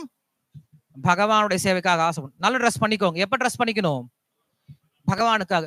ராமநவமிக்கு யாரெல்லாம் புது ட்ரெஸ் எடுத்தீங்க? ராமநவமிக்கு யாரெல்லாம் புது ட்ரெஸ் எடுத்தீங்க? பாத்தீங்களா? இதே நம்ம என்ன பண்ணுவோம்? கல்யாணம் அப்படின்னா இங்க இருந்து மெனக்கட்டு காஞ்சிபுரம் போய், காஞ்சிபுரத்துல தான் பட்டு சேலை கொடுத்தாதான் உடம்புல நிக்கும் இல்லையா? காஞ்சிபுரம் போய் எடுத்துட்டு வரும். ஆனா ராமநவமி தானே, ராமநவமிக்கு யார் தான் ட்ரெஸ் எடுக்கணும்? ராமர் எடுத்துக்கிட்டு வேணா தசரதன் எடுத்து கொடுக்கட்டும், நம்மளுக்கு என்ன போச்சு? நம்ம ராமர் எடுத்துக்கிறது கிடையாது. அப்ப நம்முடைய ஆசை எதுக்காக இருக்கணும்? ராமருக்காக இருக்கணும். வீடு கட்டணும். யாருக்காக வீடு கட்டணும்? ராமருக்காக வீடு கட்டணும், கிருஷ்ணருக்காக வீடு கட்டணும். வீடு கட்டும் போதே ஸ்கெட்ச் போறார் ஐயா. இது பெரிய ஹால். எங்க எனக்கு ஒரு பெரிய கிச்சன் வேணுங்க, வச்சுக்கோமா. பசங்களாம் கேட்கறேன், எங்களுக்கு தனித்தனி வந்து தனித்தனியா ரூம் வேணும், வச்சுக்கோங்கடா. இது மாஸ்டர் பெட்ரூம். மாஸ்டர் பிளான் போடுறாரு, அவர் தான் மாஸ்டரா இல்லையா? சாமி ரூம் அது ஏதாவது சின்னதா வச்சுக்கோப்பா, எங்கேயாவது மூலையில 2க்கு 3, 3க்கு 2 ஏதாவது வச்சு விட்டு சாமி ரூம். சாமி ரூமுக்கு வேற வைக்கணுமா? தேவையில்லைங்க. ஒரு ஆணிய மாட்டி அதுல ஒரு கபோர்டை வச்சா போதுங்க சாமி ரூம் இல்லையா? எல்லாத்தையும் ஆணி போட்டு எல்லா சாமியும் என்ன பண்றோம்? செவுத்துல தொங்க விட்டுறோம். எல்லா சாமியும் தொங்கிட்டு இருக்குங்க. 30-40 சாமி எல்லாம் கபோர்ட்ல தொங்கிட்டு இருக்குங்க இல்லையா? எல்லாத்தையும் ஒரே கபோர்ட்ல போட்டு கப்புன்னு மூடி வச்சிடறோம். உள்ளாரே கடங்க. நான் வேணும்னா அப்பப்ப திறந்து பார்ப்பேன். அப்பப்ப என்ன பண்ணும்? நீங்க எல்லாமே பூதம் மாதிரி இல்லையா? நான் தொடச்சா பூதம் வெளில வந்து எல்லாம் கொடுத்துட்டு போகல. அது போல நம்ம என்ன பண்றோம்? சாமியை பூதம் மாதிரி வச்சிருக்கோம். திறப்பேன், திடீர்னு ஒரு தீபம் காட்டுவேன், எல்லாத்தையும் கொடுத்துடணும் இல்லையா? எனக்கு தேவையான கல்யாணம், குழந்தை, குட்டி, வீடு, வாசல் எல்லாம் கொடுத்துடணும், மறுபடியும் மூடி வச்சிருவேன். வேற நினைச்சிட்டு இருக்கோம் இல்லையா? அப்ப வீடு கட்டணும். வீடு கட்டும் போது யாருக்காக தான் வீடு கட்டணும்? பகவானுக்காக கட்டணும் இல்லையா? நம்ம மதுரை இருக்கு. மதுரையில எத்தனையோ ராஜாக்கள் ஆட்சி பண்ணிருக்காங்க. ஆனா எந்த ராஜாவுடைய பெரிய பேலஸா நீங்க பார்க்க முடியுமா? இந்த மதுரையிலேயே பெரிய வீடு யாருக்கு இருக்கு? யாருக்கு இருக்கு? மீனாட்சி இருக்கு. இன்னொன்னு அழகருக்கு இருக்கு இல்லையா? அப்ப ராஜாக்கள் அன்னைக்கு யோசிச்சிருக்காங்க. ராஜாக்களே யோசிச்சிருக்காங்க. என்ன யோசிச்சிருக்காங்க? யாருக்காக தான் வீடு கட்டணும்? பெரிய கட்டணம் கட்டணும்? பகவானுக்காக கட்டணும் நினைக்கிறோம். அதான் அறம் செய்ய விரும்பு. நீங்க இந்த உலகத்துல ஆசைப்பட வேண்டாம்னு சொல்லு. எல்லாமே ஆசைப்படுங்க. எதுக்காக ஆசைப்படணும்? பகவானுக்காக. இப்ப சம்மர் வந்துருச்சுப்பா. எல்லாரும் எல்லாம் எங்க போலாம்? டூருக்கு போலாம். எங்க போலாம்? கொடைக்கானலாவது போயிட்டு வரலாங்க. கொடைக்கானல் போறது. கொஞ்சம் பெரிய ஆளுங்களா இருந்தாங்கன்னா சிம்லா போறது, அப்படி இல்லைன்னா லடாக் போறது. இப்ப லடாக் போறது எல்லாமோ லடுக்கு டபக்குன்னு போயிட்டு வந்துடுறாங்க இல்லையா? போடுங்க ஃபிளைட் டிக்கெட், போங்க சுவிட்சர்லாந்து போயிட்டு வரலாம் இல்லையா? போக ஆரம்பிச்சிடுறாங்க. ஆனா எங்க போகணும்? நம்ம போறதா இருந்தா அயோத்தியாவுக்கு போயிட்டு வரணும் இல்லையா? அயோத்தியா இப்பதான் ராமர் கோயில் திறந்திருக்காங்க. இல்லைன்னா கிருஷ்ணருக்குடைய விருந்தாவனம் போகணும், மதுரா போகணும், துவாரகை போகணும் இல்லையா? ஒடிசால கூட ஜெகநாத்புரி கோயிலுக்கு போகணும், ராமேஸ்வரமாவது போகணும், குறைஞ்சபட்சம் எங்க போகணும்? ஸ்ரீரங்கமாவது போகணும். இன்னைக்கும் நிறைய ஆத்மாக்கள், நிறைய உயர்ந்த ஆத்மாக்கள் மதுரையில பிறந்தும் ஸ்ரீரங்கம் போகாம இருக்காங்க. அவங்கள போல ஆத்மாக்கள் நம்ம என்ன பண்ணும்? கையெடுத்து கும்பிடணும் இல்லையா? சோ அப்படிப்பட்ட ரொம்ப பாக்கியசாலிகளா இங்க இருந்துட்டு தான் இருக்காங்க. அப்படிப்பட்ட ரொம்ப ரேரான ஸ்பீச்லாம் இருக்காங்க. சோ அப்ப ஆசைப்படணும். எதுக்காக ஆசைப்படணும்? பகவானுக்காக. சோ இப்ப நல்லா யோசிச்சு வச்சுக்கோங்க. உங்க வாழ்க்கையில் நீங்க ஆசைப்பட வேணாம்னு சொல்ல, எல்லாத்துக்கும் ஆசைப்படுங்க. ஆனா அந்த ஆசை யாருக்காக இருக்கணும்? ராமனோட கனெக்ஷன்ல இருக்கணும் இல்லையா? கிருஷ்ணனோட கனெக்ஷன் இல்லையா? அதுக்கு என்ன பண்ணாதீங்க? ஆசையே படாதீங்க. சரி, 1, 3 முடிஞ்சிருச்சு. அடுத்தது என்னது? 2, 4. ரெண்டாவது என்னது? அர்த்தம்னா என்னது? பணம் இல்லையா? டப்பு இல்லையா? அடுத்தது என்னது? 4வது என்னது? மோட்சம்ன்றது வீடு இல்லையா? சோ நம்ம கிட்ட பணம் இருக்கு இல்லையா? அந்த பணத்தை எதுக்காக உபயோகப்படுத்தணுமா? மோட்சத்துக்காக உபயோகப்படுத்தணுமா? நம்ம இப்ப பணத்தை எது தெரியுமா உபயோகப்படுத்துறோம்? மறுபடியும் ஜெயில போய் லாக்அப் பண்றதுக்காக உபயோகப்படுத்திட்டு இருக்கோம் இல்லையா? இன்னைக்கு பணம் வந்துருச்சு அப்படின்னா அவன் இஷ்டத்துக்கு வாழ்க்கையை வாழ ஆரம்பிக்கிறான், பாப காரியங்களை செய்ய ஆரம்பிக்கிறான், பயங்கரமான தவறான காரியங்களை செய்ய ஆரம்பிக்கிறான். அப்படி தவறான காரியங்களை செய்யறதுனால இந்த உலகத்துல அவன் எங்கதான் போய் போய் முடியறான்? ஜெயில போய் முடியறான் இல்லையா? நரகம் அங்க அப்புறம் போய் பாத்துக்கலாம். இந்த பிரிவில் நம்ம என்ன பண்றோம்? பணம் அதிகமா போச்சுன்னா ஓவரா ஆட்டம். பணம் கையில கிடைச்சிருச்சுன்னா கையில சின்ராசு பிடிக்க முடியல இல்லையா? பயங்கரமா ஆட்டம் போட்டு என்ன பண்றாரு? கடைசியில கொண்டு போயிட்டு ஜெயில போட்டுறாங்க இல்லையா? அப்ப நம்முடைய பணத்தை எதுக்காக உபயோகப்படுத்தணும்? நம்மள போய் பந்தப்படுத்துறதுக்காக உபயோகப்படுத்தக்கூடாது, நம்மள விடுவிப்பதற்காக உபயோகப்படுத்தணும். அதான் சொல்றாங்க அர்த்த மோக்ஷஹ அப்படின்னு சொல்றாரு. தர்ம காமஹ அர்த்த மோக்ஷஹ. ஒருத்தனுக்கு எது மேல ஒருத்தனுடைய செல்வத்தை உபயோகப்படுத்தணும் அப்படின்னா மோட்சம் அடைவதற்காக உபயோகப்படுத்தணும்னு சொல்றாங்க. சோ அப்படின்னா நமக்கு இருக்கக்கூடிய செல்வம், நமக்கு இருக்கக்கூடிய என்னெல்லாம் செல்வம் இருக்கு? இருக்கல உயர்ந்த செல்வம் எது? செவிச்செல்வமா? அது பரவாயில்ல விடுங்க. இருக்கல உயர்ந்த செல்வம் என்னது? என்னது? கல்வி செல்வமா? அருட்செல்வமா? முதல்ல ஆரோக்கியம் இல்லையா? இருக்கல பெரிய செல்வம் என்னதான் நம்மளுக்கு? ஆரோக்கியம் தானே. எனக்கு ஆரோக்கியம் போயிடுச்சுன்னா எவ்வளவு பணம் கொடுத்தா என்ன பண்ண முடியாது? திருப்பி வாங்கிட்டு வர முடியாது. சோ ஆரோக்கியம் அப்படிங்கிறது ரொம்ப முக்கியமான விஷயம். அப்ப உடல் ஆரோக்கியமா இருக்கும்போது என்ன பண்ணிடணும்? பகவானுக்கு சேவை பண்ணிடணும். கை கால் நல்லா இருக்கு, வாய் நல்லா பேச முடியுது, கண் நல்லா தெரியுது, காது நல்லா கேக்குது, உடல்ல நல்லா தெம்பு இருக்கும்போது என்ன பண்ணும்? பகவானுக்கு வந்து சேவை பண்ணிடணும். ஆனா பொதுவா நம்ம என்ன நினைக்கிறோம்? வயசான காலத்துல பாத்துக்கலாங்க, இப்ப எதுக்கு? இல்லைன்னா வேலை இல்லாத சமயத்துல பாத்துக்கலாம். கோயிலுக்கு வர்றீங்களா? வேலை இருக்குங்க. அப்ப கோயில இருக்கவங்க எல்லாம் வேலை இல்லாம உட்கார்ந்துட்டு இருக்காங்களா? ராமநவமிக்கு வாங்க. இல்லங்க, நாங்க ரொம்ப கொஞ்சம் வேலையா இருக்கும். அப்ப பகவான், இங்க இருக்கக்கூடிய கிருஷ்ணமலராமர், இங்க இருக்கக்கூடிய பிரபுபாதர், நரசிம்மர், நாங்க எல்லாரும் வேலை இல்லாம தான் உட்கார்ந்துட்டு இருக்கோம் இல்லையா? அப்ப மக்கள் என்ன தெரியுமா நினைக்கிறாங்க? வேலை இல்லைன்னா யார்கிட்ட போலாம்? பகவான் கிட்ட போலாம் நினைக்கிறாங்க. இதுதான் இருக்குல்ல பெரிய குற்றம். நமக்கு முக்கியமான வேலை எதான்? பகவானுக்கு சேவை பண்றதுதான். கம்பெனில ஓனர் என்ன பண்ணாருன்னா ஒருத்தனை வந்து வேலைக்கு சேர்த்தாரு.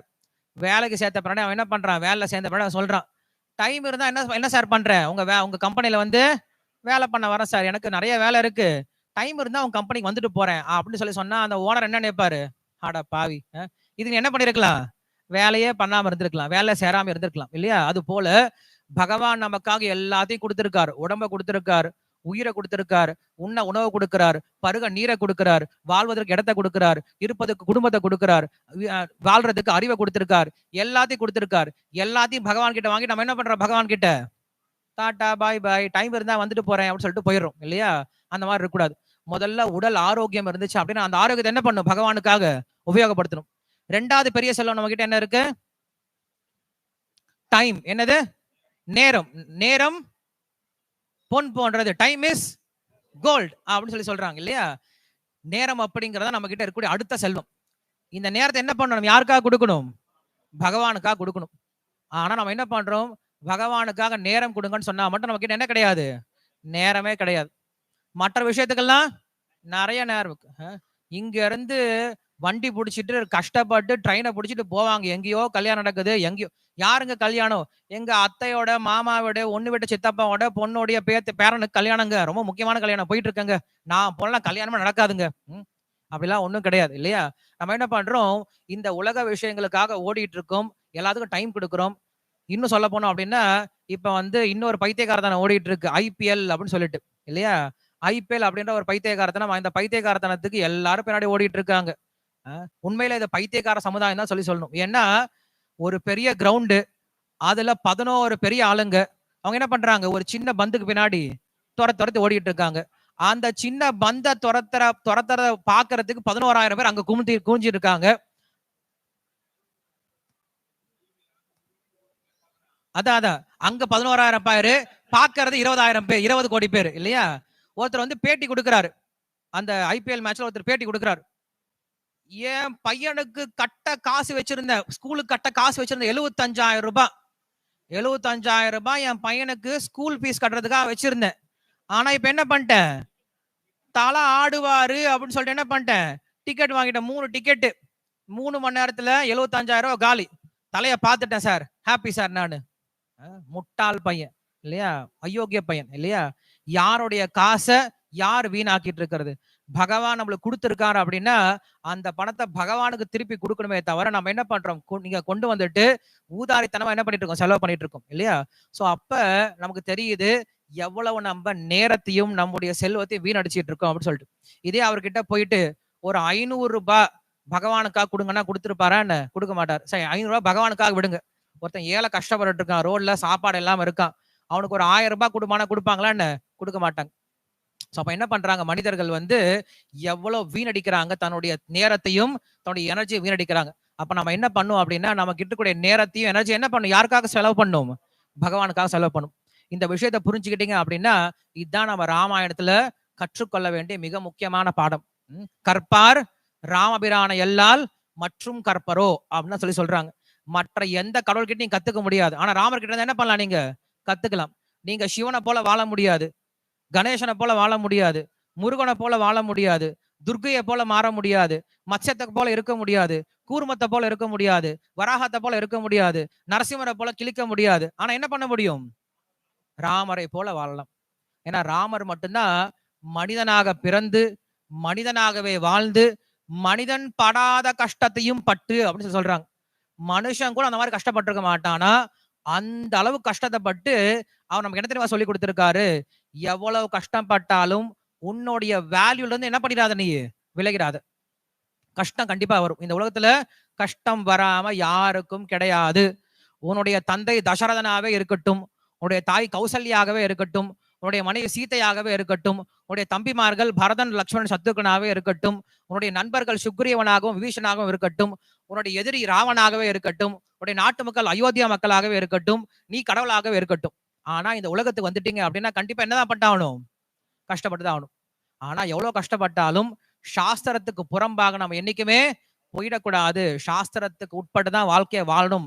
சாஸ்திரத்துக்கு உட்பட்டு வாழ்க்கை வாழ்ந்தோம் அப்படின்னா தர்மோ ரக்ஷதி ரக்ஷதஹ, தர்மத்தை காப்பவனை தர்மமே காக்கும் அப்படிங்கிற விஷயத்தை என்ன பண்ணிருக்கார்? ராமர் நமக்கு அழுத்தம் திருத்தமா சொல்லியிருக்கார். அதனால ராமாயணத்தை எல்லாரும் படிங்க. ராமாயணத்தை படிக்கிறதுனால ஒரு மகன் மகனா இருக்க ஆரம்பிப்பான், ஒரு கணவன் கணவனா இருக்க ஆரம்பிப்பான், ஒரு மனைவி மனைவியா இருக்க ஆரம்பிப்பான், ஒரு நண்பன் நண்பனா இருக்க ஆரம்பிப்பான், ஒரு குழந்தை குழந்தையா இருக்க ஆரம்பிப்பான், ஒரு சகோதரன் சகோதரனா இருக்க ஆரம்பிப்பான், ஒரு தலைவன் தலைவனா இருக்க ஆரம்பிப்பான், ஒரு தோழன் தோழனா இருக்க ஆரம்பிப்பான், ஒரு எதிரி எதிரியா இருக்கலாம் இல்லையா? எல்லா கேரக்டரும் எப்படி இருக்கு? ரொம்ப பர்ஃபெக்டா அமைஞ்சிருக்கு அப்படின்னா அது ராமாயணம் மட்டும்தான். அதனால இந்த ராமாயணம் அப்படிங்கிறது இந்த பரத வருஷத்துல உதித்திருக்கு, இங்கதான் தோன்றி இருக்கு. நாம் எல்லாரும் அந்த பரத வருஷத்துல தோன்றிய ரொம்ப பெரிய அதிர்ஷ்டசாலிகள். அதனால நம்ம வீட்டுல எல்லார் வீட்லயும் குறைஞ்சபட்சம் என்ன இருக்கணும்? ராமாயணம் கண்டிப்பா இருக்கணும். யார் வீட்டுல ராமாயணம் இல்ல? கை தூக்குங்க பார்க்கலாம். தைரியமா கை தூக்குங்க. யார் வீட்டுல ராமாயணம் கிடையாது? ராமாயணம் இல்ல அப்படின்னா வெளியில நம்ம புக் ஸ்டேபிள்ல ராமாயணம் இருக்கு. உங்களுக்கு வேணா என்ன பண்ணலாம்? ராமாயணம் வாங்கலாம். எக்ஸ்சேஞ்ச் ஆஃபர் பண்ணிக்கலாம். சம்மர் எக்ஸ்சேஞ்ச் ஆஃபர் என்ன தெரியுமா? வீட்டுல இருக்கக்கூடிய ராவணை கொண்டு வந்து கொடுத்து ராமனை வாங்கிட்டு போயிருங்க. எல்லார் வீட்டும் ராவணன் இருக்கு தெரியுமா? என்னது? டிவி இல்லையா? அன்னைக்கு ராவனுக்கு 10 தலை இருந்துச்சு, இன்னைக்கு ராவனுக்கு 100 தலை இருக்கு இல்லையா? ஒவ்வொரு சேனல் அழுத்தும் போதும் ராவணை ஒவ்வொரு முகம் வெளில வர ஆரம்பிக்குது இல்லையா? அப்ப வீட்டுல என்ன பண்றோம்? எல்லார் வீட்லயும் கண்டிப்பா டிவி இருக்கும். எல்லார் வீட்லயும் நுழைஞ்ச உடனே ஃபர்ஸ்ட் என்ன வச்சிருப்பாங்க? பெரிய டிவி. இப்பெல்லாம் சின்ன டிவி எல்லாம் விட்டுடுச்சு. 32 இன்ச், 64 இன்ச், 128 இன்ச், கர்வடு இன்ச் இல்லையா? ரொம்ப சென்சிட்டிவ் இன்ச். நீங்க டிவி என்ன பண்ணலாம்? மாத்தி மாத்தி பாத்துக்கலாம், வளைச்சு பாத்துக்கலாம், பின்னாடி இருந்து பாத்துக்கலாம், முன்னாடி இருந்து பாத்துக்கலாம். பட்டனே தேவையில்லை. இங்க இருந்து வாயில சொன்னாவே டிவி அது பால தன்னைப்பால சேனலா மாறிடும்.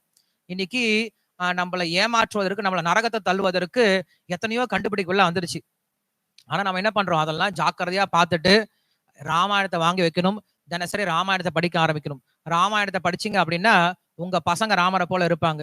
டிவி பார்த்துட்டு இருந்தீங்க அப்படின்னா உங்க பசங்க ராவணை போல இருப்பாங்க. நிறைய பேர் அதையும் முட்டாள்தனமா சொல்லிட்டு இருக்காங்க. நாங்களா ராவணன் கூட்டம் அப்படின்னு சொல்லி சொல்றாங்க. ராவண கூட்டம்னு என்ன தெரியுமா அர்த்தம்? மற்றவனுடைய மனைவி அபகரிக்க கூட்டம் அப்படின்னு அர்த்தம்.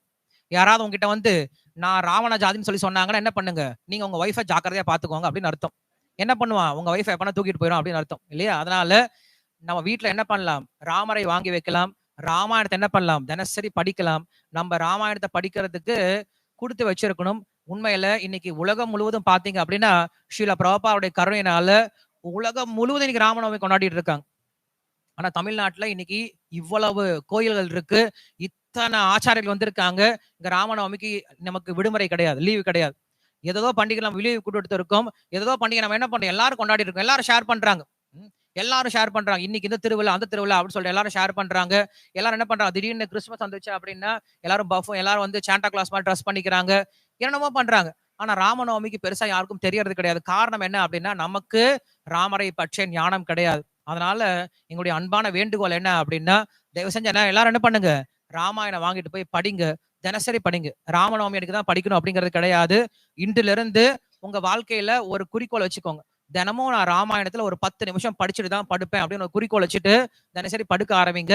சோ இந்த ராமநவமியை நாம் கொண்டாடுவதற்கு, உலகம் முழுவதும் கொண்டாடுவதற்கு, இன்னும் பல வரக்கூடிய வருடங்கள்ல லட்சக்கணக்கான பேர் கொண்டாடுவதற்கு காரணமா இருக்கக்கூடிய ஸ்ரீல பிரபுபாதர் நம்ம என்ன பண்ணணும், எப்பயுமே நன்றியோட இருக்கணும். சோ இன்னைக்கு அந்த ஸ்ரீல பிரபுபாதருக்கு நம்ம நன்றி தெரிவிச்சுக்கிட்டு, அதே போல இந்த மாதிரி நமக்கு ஒரு நிகழ்ச்சி ஏற்பாடு பண்ணுவதற்கு பக்தர்கள் ரொம்ப முக்கியம். இங்க பாத்தீங்க அப்படின்னா பல்ராம் கோவிந்த பிரபுல இருந்து ஆரம்பிச்சு நிறைய பக்தர் என்ன பண்றாங்க, இந்த திருப்பாலை இஸ்கான் கோயில நிறைய சேவை பண்ணிட்டு இருக்காங்க. அந்த சேவையினுடைய காரணம் தான் நம்ம இங்க பாக்குறோம். இத்தனை மக்கள் வந்து கூடியிருக்கீங்க. சோ இங்க இருக்கக்கூடிய பக்தர்கள் எல்லாருக்கும் ரொம்ப நன்றி. எத்தனையோ பக்தர்கள் என்ன பண்ணிருக்கீங்க, நிறைய பூவெல்லாம் கட்டி சேவை பண்ணிருக்காங்க. நீங்க உள்ள பாத்தீங்கன்னா ரொம்ப அழகா இன்னைக்கு புஷ்பம் மாலை எல்லாம் பாத்தீங்கன்னா ரொம்ப அழகா பூ தொடுத்திருக்காங்க. அபிஷேகம் ரொம்ப அழகா அபிஷேகம் பண்ணிருக்காங்க. கீழே போனீங்களா இப்ப கொஞ்ச நேரத்துல என்ன கிடைக்கும், எல்லாருக்குமே பிரசாதம் கிடைக்க போகுது. இங்க நிறைய ஏற்பாடுகள்லாம் பண்ணிருக்காங்க. சோ இந்த எல்லா பக்தர்களுக்கும், இந்த ஏற்பாடுகள்லாம் செஞ்சு கொடுத்த எல்லா பக்தர்களுக்கும் ராமருடைய சீதையினுடைய கருணை கிடைக்கணும் அப்படிங்கிற விஷயத்த பிரார்த்தனை பண்ணிக்கிட்டு, மேலும் நீங்க வரல அப்படின்னா ராமநவமியே கிடையாது. நாங்க என்ன பண்ணலாம், எல்லாம் அரேஞ்ச்மெண்ட் பண்ணிருக்கலாம், கோயிலும் இருக்கலாம், ஆனா நீங்க வரணும் இல்லையா?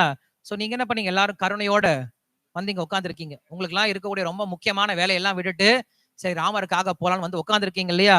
முதல்ல உங்க எல்லாருக்கும் ரொம்ப நன்றி. நாங்க நன்றி சொல்லிக்கல, பகவான் நன்றி சொல்றார். உதாராக சர்வயே வைத்து ஞானி துவாத்மை மேமத்தம் கிருஷ்ணன் சொல்றார். என்கிட்ட வராங்கன்னா அர்ஜுனா அவங்க எல்லாருக்கும் பெரிய மனசுலான்னு சொல்லி சொல்றார். உதவி வாங்க வரணும்னா பெரிய மனசுன்னு சொல்லி சொல்றார். பகவான் கிட்ட உதவின்னு வரும், ஆனா பகவான் நினைத்தமா சொல்றாரு, என்கிட்ட உதவிக்கு வந்தியப்பா ரொம்ப நன்றிப்பான்னு சொல்லி சொல்றார். சோ அப்படிப்பட்ட உங்க எல்லாருக்கும் நன்றி தெரிவிச்சுக்கிறோம். ஸ்ரீராமச்சந்திர பகவான் கி, सीताराम लक्ष्मण हनुमान की, श्री रामनवमी महामहोत्सव की, श्रील प्रभुपाद की जय जय श्री राम. हरे कृष्ण. ஆரத்தி இருக்கும், ஆரத்தி முடிச்ச பின்னாடி கீழே பிரசாதம் இருக்கும். நமக்கு இந்த கோடை விடுமுறை வரதுனால சம்மர் கேம்ப் அரேஞ்ச் பண்ணியிருக்கோம். நீங்க வெளியில போகும்போது கண்டிப்பா நோட்டீஸ் போர்டு பாருங்க, நிறைய அனௌன்ஸ்மெண்ட் இருக்கு, அதை பார்த்துட்டு போங்க. நிறைய புக் டேபிள்ல புக்ஸ் வச்சிருக்காங்க. இன்னைக்கு ரொம்ப நல்ல நாள், நீங்க ராமாயணம் வாங்கிட்டு போங்க. அப்படி இல்ல குறைஞ்சபட்சம் சின்ன புஸ்தகத்தை வாங்கிட்டு போயிட்டு உங்க பக்கத்து வீட்டுல இருக்கவங்களுக்கு தானமாவது கொடுங்க. அதுக்கும் ரொம்ப நல்ல நாள், சாஸ்திர தானம் பண்றதுக்கு ரொம்ப நல்ல நாள். இப்ப எல்லாரும் எந்திரிச்சுக்கோங்க, ஆரத்தி இருக்கும்.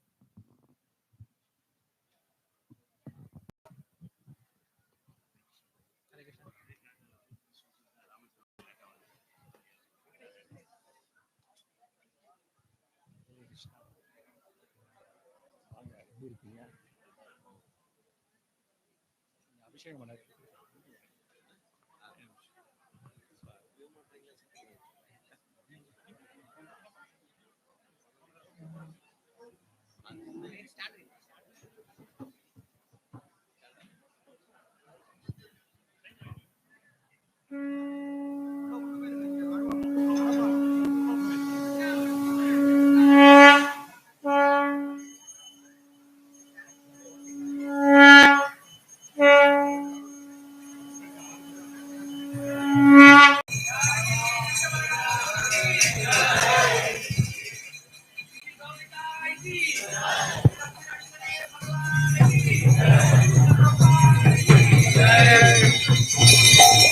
नामा ओम विष्णुपादाय कृष्ण प्रेष्ठाय भूतले श्रीमते भक्ति वेदांत स्वामिन्यति नामिने